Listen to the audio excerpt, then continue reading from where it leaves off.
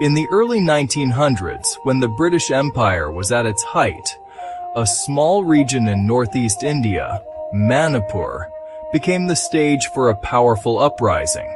But this was no ordinary rebellion. It wasn't led by kings, soldiers, or political elites. It was led by women. Thousands of Manipuri women, mothers, daughters, and market vendors, rose up against colonial injustice. This was the First Nupi Lan of 1904, a moment when the spirit of Manipur's women burned brighter than the might of an empire. Today we journey back in time to discover how ordinary women changed the course of Manipuri history. The year was 1904. Manipur had already suffered under British control for more than a decade. After the Anglo-Manipur War of 1891, the British crushed the kingdom's independence. The last independent Meitei king, Maharaja Kulachandra Singh, was exiled. The British placed a young boy, Churachan Singh, on the throne, only 5 years old, making him a puppet ruler under the political agent's control.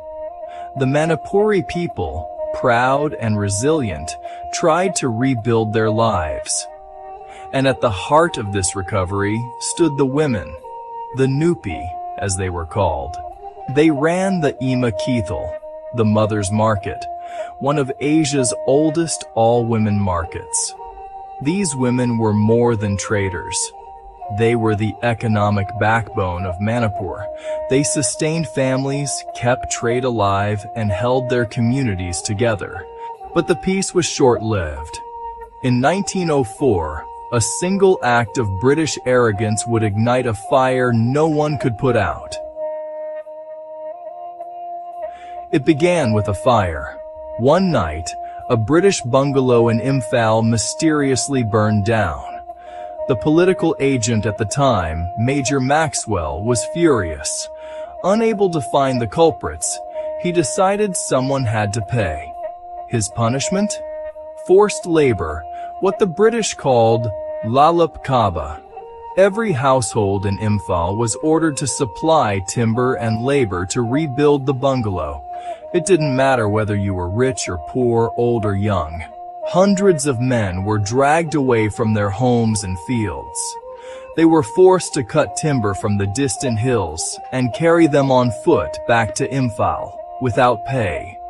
But while the men were forced into the forests, their wives, mothers, and daughters were left behind. And these women refused to stay silent. News spread like wildfire across the markets of Imphal. Our men are being enslaved, they said.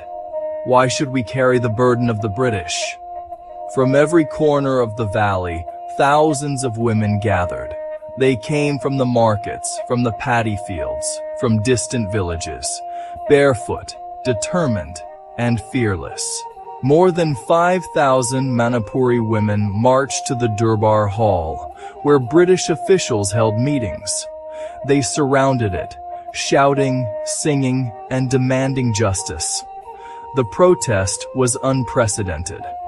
The women didn't come with weapons, only with their unity and their courage. They sang war songs, chanted prayers, and blocked every path leading out of the office. The British had never faced anything like this before, an uprising led entirely by women. For hours, they shouted and refused to move. The political agent tried to intimidate them, but the women stood firm. The protest grew louder and fiercer with each passing day. When the British tried to send more men to cut timber, the women stopped them on the roads. They formed human chains, blocking carts and bullocks. Some women were beaten. Others were threatened with arrest. But they didn't break. Finally, realizing that they could not suppress such a massive, united protest, the British backed down. The forced labor order was withdrawn. The women had won. Through their courage, solidarity, and determination, they had defeated one of the world's most powerful empires, without weapons, without violence. The First Nupi Lan of 1904 was not just a protest against forced labor. It was a declaration of women's power, a reminder that Manipuri women were not passive subjects, but active guardians of justice. This movement would inspire a second, even greater Nupi Lan in 1939, when women again rose against British exploitation and economic injustice. Together, these two uprisings became symbols of Manipur's struggle for dignity, equality, and freedom. Today, the Nupi Lan Memorial Complex in Imphal stands as a tribute to these brave women. Every year on December 12th, the state observes Nupi Lan Day, remembering the fire that once united an entire people. More than a century later, the spirit of Nupi Lan still lives on. It lives in every Manipuri woman who speaks out, who leads, who refuses to be silenced. It lives in the voices that fill the Mother's Market every morning. The First Nupi Lan was not merely a historical event, it was a lesson that unity and courage can overcome oppression, that the fight for justice is not defined by strength or weapons, but by the will to stand up. They were mothers, they were traders, they were warriors, they were the women who changed Manipur forever.